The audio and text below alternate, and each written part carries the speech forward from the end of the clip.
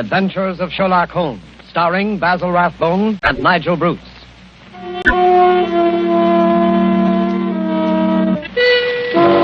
The makers of bromoquinine cold tablets bring you another adventure of Sherlock Holmes with Basil Rathbone as Sherlock Holmes and Nigel Bruce as Dr. Watson. Watch out for colds, ladies and gentlemen. They're very prevalent now, and a little cold may be the start of a serious illness.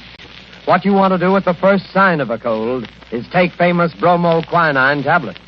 Bromoquinine tablets are made for one purpose and one purpose only, and that is the relief of colds. They act fast, give you speedy results, and that's what you want when you have a cold. Bromoquinine tablets are known the world over for their efficacy. Trust to reputation when buying a medicine. Do this when you feel a cold coming on, and you'll ask for bromoquinine cold tablets. And now, as we make our way through the night to Dr. Watson's hospitable door, we notice a feeling of spring in the air. The buds are swollen on the trees, still black and dripping from the rain. There's the smell of warm, damp earth. Delicious. Hey, Mr. Manning? Well, hello, Dr. Watson. I didn't see you in the darkness. Yes, I've been out checking up to see if my magnolias survived the winter. Any casualties? No, they all seem to be fairly bursting with buds. There's nothing as delicious as that first faint whiff of spring. All is treacherous. Come along to the house before we both catch our death of cold. After you, sir. Not at all, my boy. None of that age before beauty nonsense. I'm not as decrepit as all that. Oh, what's this? The front hall littered with trunks and suitcases? Oh, yes. I'm afraid my annual wanderlust has broken out rather early this spring. I'm off on a little jaunt first thing tomorrow morning, but come along into the study. Does that mean that this is the last of our storytelling evening? For this winter, yes, I'm afraid it does. Well, I trust I'm not too forward if I hope to be invited back again in the fall. Oh, of course not. You know we'll be waiting for your return. Oh, thanks very much. It's very, very decent of you. To put up with the meanderings of an old fellow like myself, huh? I appreciate it, you know. But sit down, Mr. Manning. Sit down there, over there, in the usual chair. Let's get on with our story before I get all glittery and sentimental. You're going to tell us about Professor Moriarty tonight, aren't you? Well, I had intended to, but I've changed my mind. I'm going to tell you the adventure of a retired colorman instead. Retired colorman? Isn't that a military term? No, it isn't. Mr. Josiah P. Amberley had been the junior member of Brickfall and Amberley, manufacturers of artistic paint boxes. He made quite a tidy little fortune. Retired from business at the age of 61, bought a house at Lewisham, and then settled down. The very next year, 1897, I think it was, the old fool married. Married? Yes, married. The woman 30 years his junior. Yes, that's always a bit risky. Risky? Risky. Within 2 years, he was as miserable a creature as crawls beneath the sun. Oh, dear me, I'm jumping ahead of the story again. As I was saying, it was the 23rd of April, 1899, and a rainy and disagreeable April it had been. Holmes was in a melancholy and philosophic mood that morning as he stood by the window, watching the raindrops chasing one another down the pane. Rain had always depressed him when he was not working on a case. When he was working on a case, I don't believe he realized that there was such a thing as weather.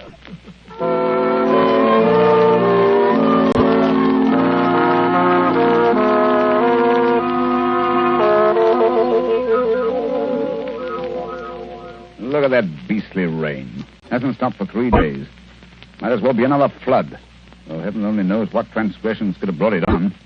That's been a really first-class crime for months. Oh, cheer up, Holmes, cheer up. It's probably good for the crops or something. The shortage in crime? No. The rain, of course. Probably makes the little buds sprout and the little shoots shoot. Oh, don't be so blasted optimistic. More likely rotting all the seed that's already been planted. Rain, where the deuce does it all come from? This confounded English climate? Why any man with half a brain stays on this rain-soaked, mist-bound island is beyond me. I doubt if the men have anything to do with it. It's the ladies, God bless them. This climate gives them perfect complexions, and with so many lovely creatures about, what Englishman would think of quitting the country? So much beauty, such exquisite... Oh, rubbish, Watson, rubbish. The spring has given you a temporary softening of the brain. I regret to say it seems to have that effect on most impressionable males. Impressionable nonsense. When a woman's concerned in one of your cases, you never even notice whether she's 16 or 60, and then you don't care whether she's got a well-turned ankle or whether she's flat-footed. Oh, why should I? Holmes, there are times when I think you're a cold-blooded fish. Possibly, Watson, possibly. Why do you suppose the fool doesn't show up? What fool? Josiah P. Amberley. Oh, is he one of your clients? Oh, I suppose I may call him so. He's been sent to me by Scotland Yard. Oh, by Scotland Yard. Quite. By Lestrade, to be exact. You must consider the case fairly hopeless if Lestrade hands the matter over to me of his own accord. Look, Holmes, there's a cab drawing up in front of our front door. He must be your client, Mr. Amberley.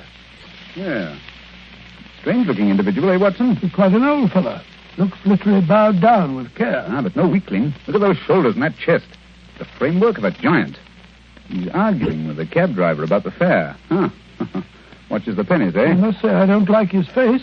So fierce and eager, and the way those snaky locks of grizzled hair stick out from under his hat. I wonder what he's worrying. What's worrying Mr. Amberley? Willing to bet it has something to do with money. I imagine nothing else could upset him to any great extent. Nonsense, Holmes. You always look on the base side of human nature. Here he is now. Come in, come in. Now, which of you is Sherlock Holmes? I am. This is my friend, Dr. Watson. How do you... I'm a broken man. He's robbed me, the swine. Taken everything I had in the world. I thought he was my friend, and he took everything. Right from under my nose, in my own house. Robbed me, he did. Yes, I felt sure it was a question of money. Money? Who said money? He stole my wife, the light of my life, the apple of my eye. It's true she was very expensive, but after all, she was my wife, and he stole her. Now, Mr. Amberley, My beautiful blonde wife, hair like gold, and my securities. The money I saved up with years of hard work. Gone, all gone. Yes, thank you. First, tell us about your wife. How long have you been married? 2 years. 2 years, and she's tired of me already. 2 little years. Easy now, good man, easy. More facts and fewer recriminations if we're to get to the bottom of this case. Well, 3 years ago I retired. Bought a house. Big house at Lewisham. Cost me plenty of money, that house did. Well, sir, I'd never lived alone in a big house before, and got sort of lonely. House began to need looking after, so I thought I'd start looking around for a wife. Nice, healthy, young wife to look after me. Then I met Ella. Handsome girl she was, too. A good cook. Hair like gold. Could bake a beef and kidney pie that would melt in your mouth. So I thought I might as well get married. Yeah, very practical, I'm sure. Yes, that's what I figured at that time. But, Lord, Mr. Holmes, the money a woman runs into. They made my heart bleed the way the money went. I should have thought you'd have been glad when the other fellow took it off your hands. But who was this... This wolf in sheep's clothing? Yes. His name was Dr. Ray Ernest, a young fellow. Used to come over nights and play chess with me. I see. He stole your wife. Yes, and my securities. Yes, but surely the securities are registered. You can hardly hope to convert them. Maybe not, but I must have them back.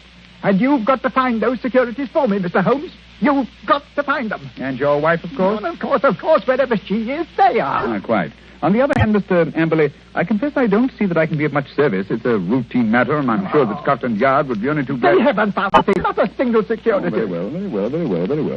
And we'll do our best. Dr. Watson will take a run down to your house at Lewisham to look over the grounds. Oh, really? Oh, Yes. Lewisham. I hardly expected you to come yourself. After my heavy financial loss, nobody cares if an old man's heart is broken. Now, stop that blubbering. I'm not coming myself because I'm preoccupied with the case of the 2 Coptic patriarchs. This particular case doesn't seem to be very complicated. I'm sure, Mr. Amberley, that Dr. Watson can handle it as well as I could myself. Well, if that's the best that you can offer, I suppose I must be satisfied. Huh? Pampered, that's what she was. And that young man, that dirty pickpocket, I treated him like my own son. He had the run of the house. And now look how they treated me. Me, who never harmed a soul. Quite. And now, good day, Mr. Amberley. Oh, yes. Well, good day, Mr. Holmes. And I shall expect Dr. Watson this afternoon. You have my address, I believe. Oh, the ingratitude, the rank ingratitude of it all. I must say, Holmes, I like the way you shoved all this off onto my shoulders. Coptic patriarchs, indeed. You just don't want to go. Right, Watson, right, the very first time. You've been begging for a case all to yourself for months. Well, here it is. Yes, and a nice case you've given me, I must say. That old skinflint. Oh, my daughter, oh, my ducats, eh? With the emphasis on the ducats, if I'm not mistaken.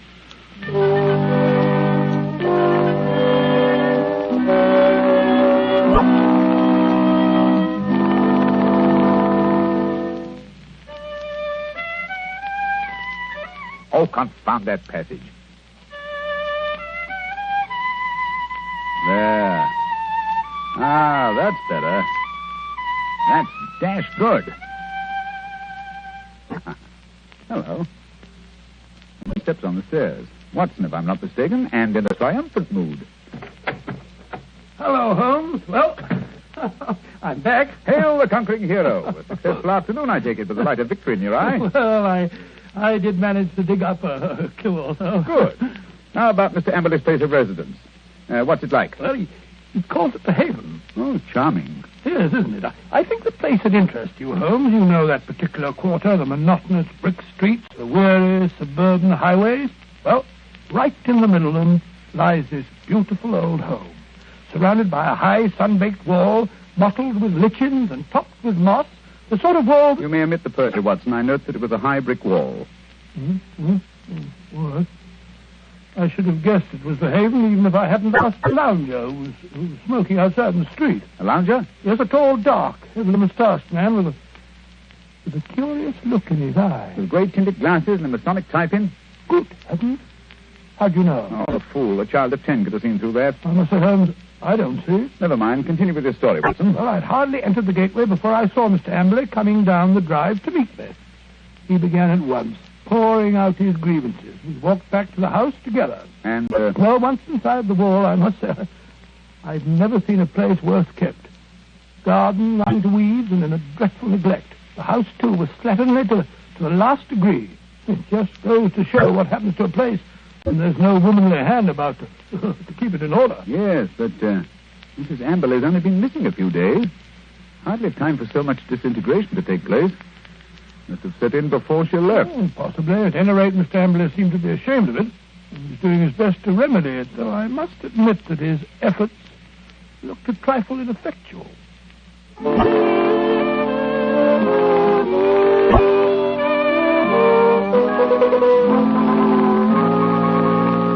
What's to become of me? What's to become of me? My wife gone, most of my fortune stolen. Oh, come in, Dr. Watson, come in. Here you see what remains of what used to be called my home. An Englishman's home is castle, so they say. But home is where the heart is. And my heart... Look out, Dr. Watson, look out. That wood waste just been... Oh, look at that. My best pair of trousers. Too bad. Careful. You almost stepped in that pot of paint. Oh, dash it all, Em. This is absolute limit. Sorry, I shouldn't have left that pot of paint in the middle of the passage, I suppose. But when one's alone in the house, one forgets. Well, alone? So you've been doing this painting yourself? It must strike you a strange occupation under the circumstances. One must do something to ease an aching heart. And step in here, Dr. Watson. This is my study, my sanctum sanctorum. Oh, sanctum sanctorum. I see you've just finished painting woodwork in this room, too. What a smell of paint. Yes, it's not dry yet. That's why I have a fire in here. Now, let me see. Where did you keep your securities? In the safe in that wall. This room is really a strong room, like a bank, with an iron shutter on the window and an iron door, burglar-proof. Ah, that's the irony of it. No thief from without could have taken my money, but my wife, my own wife. There's a picture, Dr. Watson, on the mantel, taken in a wedding dress. Nice-looking girl, Emily. It doesn't look the sort... the viper, the ingrate. Oh, really? Why, that very night, I bought 2 upper circle seats at the Haymarket Theatre. Wanted to give her a treat, I did. Oh, didn't she go? No. Last moment, she said she felt sick. Said she had a headache, she did. I believed her, went alone. When I came back, she was gone. My safe was right... Just a minute. What night was that, Mr. Emily? Last Thursday. Oh, Thursday, was it? Yes, an unused ticket. Money wasted. She was always wasting money. May I have that ticket, Mr. Emily? Hold on. You thrown it in the fire. Now, why? I wanted to get rid of it. I want to get rid of everything that reminds me of her. Here, give me that picture. Well, I say... There, into the fire she goes, Cursor. May her soul burn in torment as that picture's burning now.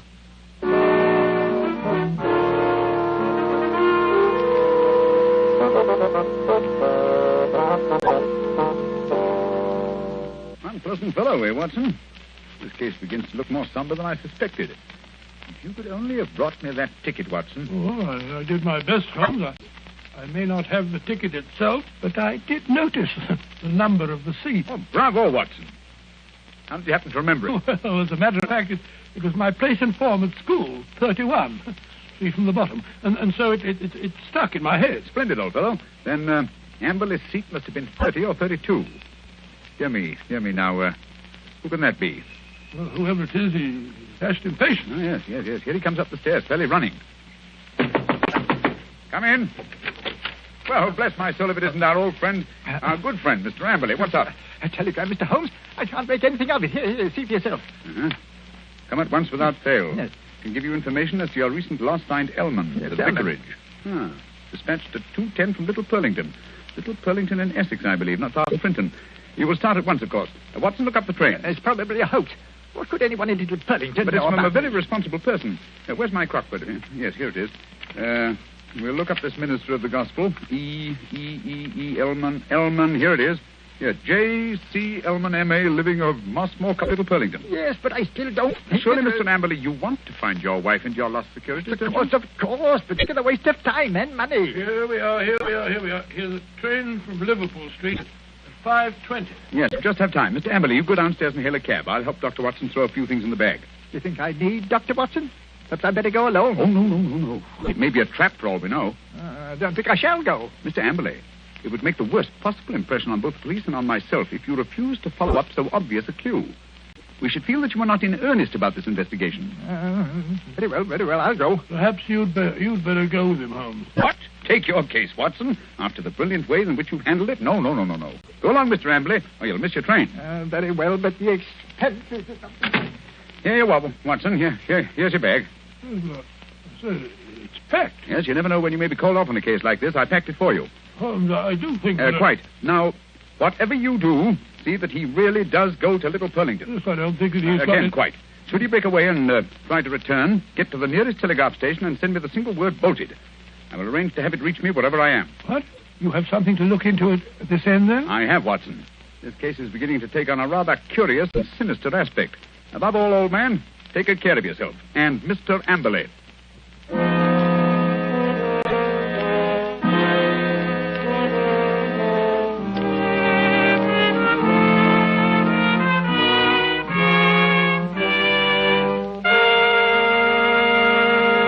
Before we find the outcome of Watson's curious mission, ladies and gentlemen, I have a few words to say.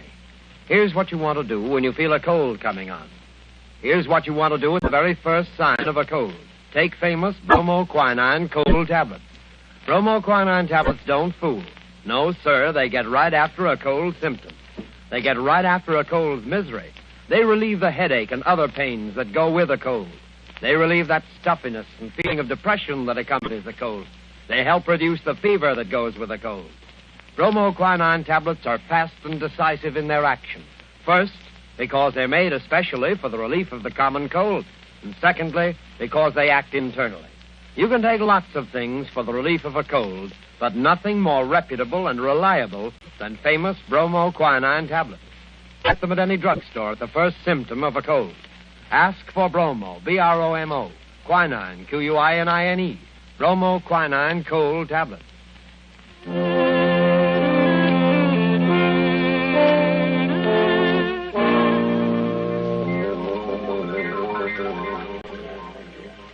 Ah, confound this rain.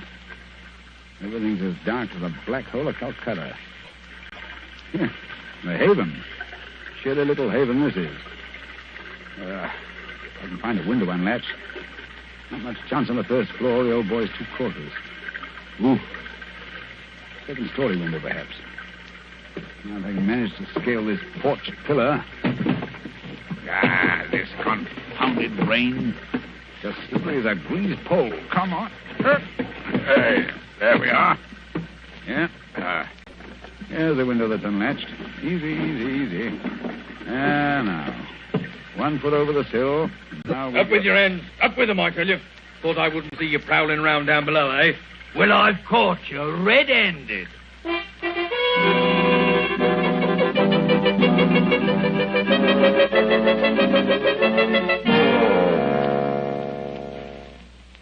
Nice wild goose chase that turned out to be. That friend of yours, Sherlock Holmes, is a fool. I'm sure, Mr. Amberley, if you'll call and see him, he can explain. Explain nothing.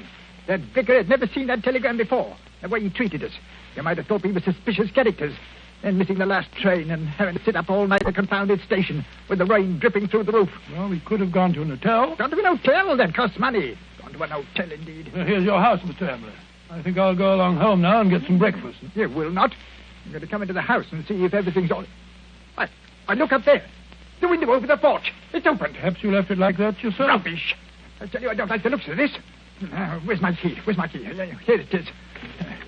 We'll soon find out. I say, it is gloomy, isn't it? Look. Someone's been here right enough.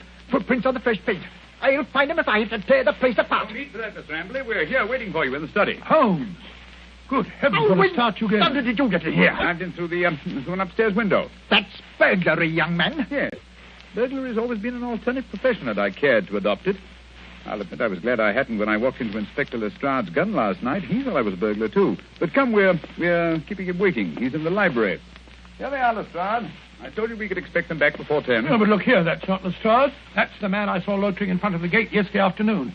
The fellow with the black moustache and the glasses. Yes, that's right, Dr. Watson. Yes. Lestrade fondly imagines that's a disguise. Oh, now look here, no. Why, it's as obvious to anyone who takes Now, the trouble. look They here, can see I've had enough of this. I won't have two busybodies prowling around my house in the middle of the night. And what's more, Mr. Sherlock Holmes, I suspect you sent that telegram yourself. Very clever of you, Mr. Amberley, very clever. You look a trifle pale. I thought a night in the country might do you no, good. enough of that. What kind of a fool do you take me for? I'll have you put behind the bars, all of you. Oh, surely not Inspector Lestrade. Why, he's from Scotland Yard. I don't care if it's from the House of Lords. Yeah, none of that. You're all disgraced, publicly disgraced. Breaking into my house in the middle of the night. Oh, I'll get you for that. What were you doing in here last night? Answer me that. Looking for the bodies. What? Looking for the bodies of your wife and Dr. Ernest. What have you done with them? How dare you? You murdered them in this room. We have ample proof. Why, you... Stop him, Watson. Stop him. He's got a capsule in his hand. It's poison. He's going to swallow it. No. Come on, no. get that out. Spit it out. Spit it out. Spit it out, or I'll choke No you. shortcut, Mr. Amberley, if you please. out. Everything decently and in its proper place. Take him away, Lestrade. Right, come along now. No more monkey business. I won't put up with that. All right, come. Phew, what a scene. So that old brute Amberley's a murderer, eh? How did you find it out? Well, the first clue was the theater ticket, which he didn't use. We found that out. Oh, that destroyed his alibi. Yes, the theater people assured us that there had been 2 empty seats, not just one. The second clue was the smell of fresh paint. What was he trying to hide by that? Yes, what? Gas.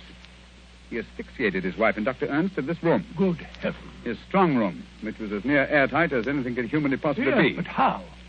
Well, that's what I wanted to find out. That's what I was looking for when I broke into the house last night. And what did you find? Look here. Notice the gas pipe along the skirting here? It rises in the wall, in the angle there, and ends in that plaster rose in the center of the ceiling where it's concealed by that ornamentation. The end's wide open. How horrible. Yes, and look here. Look, near the floor. What do you make out? 2 words written on the wall. We were. Then a scroll. We were. What does that mean? The poor devil was trying to write, "We were murdered." I can see the whole ghastly scene. It was last Thursday night. Amberley had lured his wife and Dr. Ernest into this room.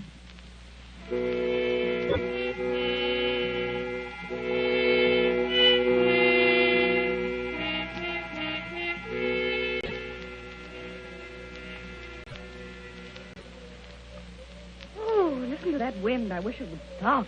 It's not so bad in this room. Have a little game in here, eh, Dr. Ernest? Just you sit here, there. Entertain the doctor while I go and look for the chessmen. Excuse me for a minute, Dr. Ernest. Certainly. And if you don't mind, I'll close the door. There's such a draught. It'll be much cozier in here with the door closed. Much cozier.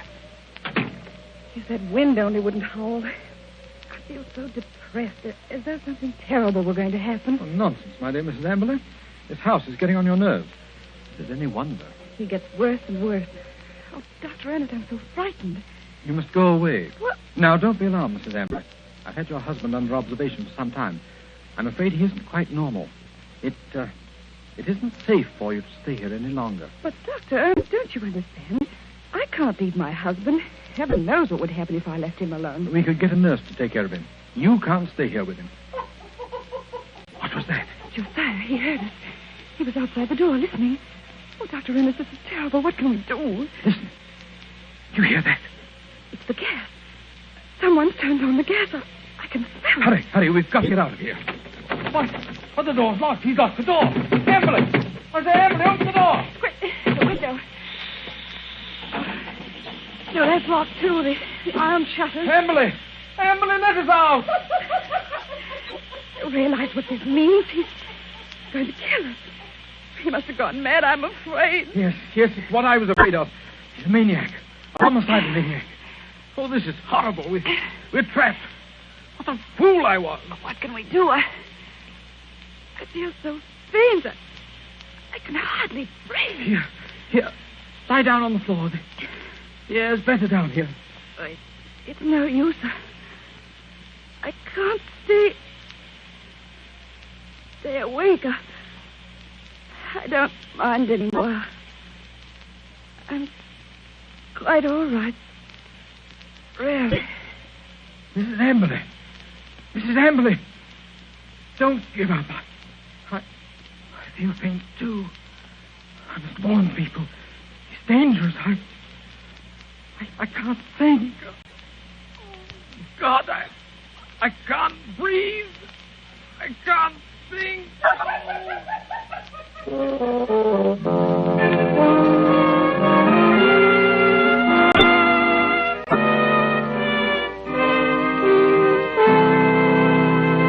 What a tragic story, Dr. Watson.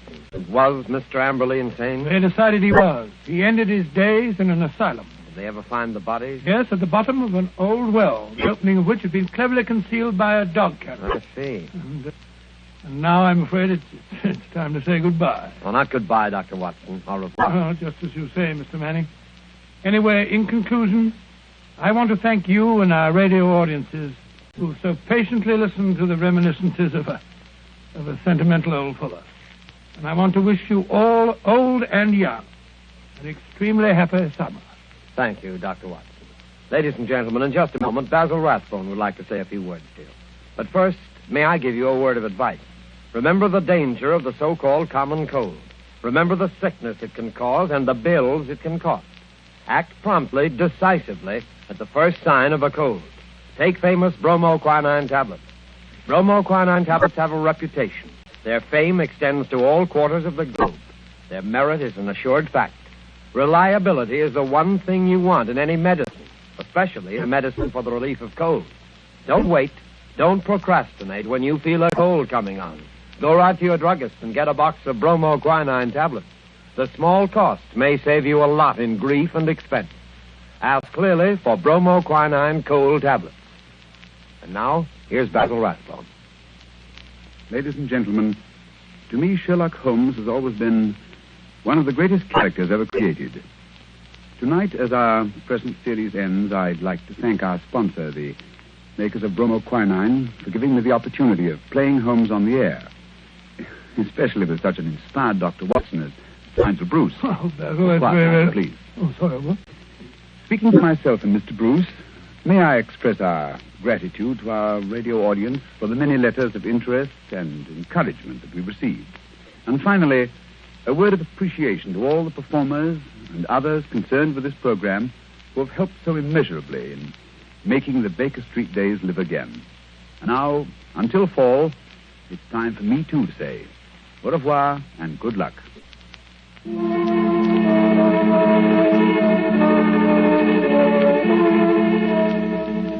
You have been listening to a Sherlock Holmes adventure adapted by Edith Miser from Sir Arthur Conan Doyle's story, The Retired Colorman, with Basil Rathbone as Sherlock Holmes and Nigel Bruce as Dr. Watson. The Sherlock Holmes series was produced by Tom McKnight. This program was presented from Hollywood by the makers of bromoquinine cold tablets, quick relief for colds. This is Knox Manning speaking.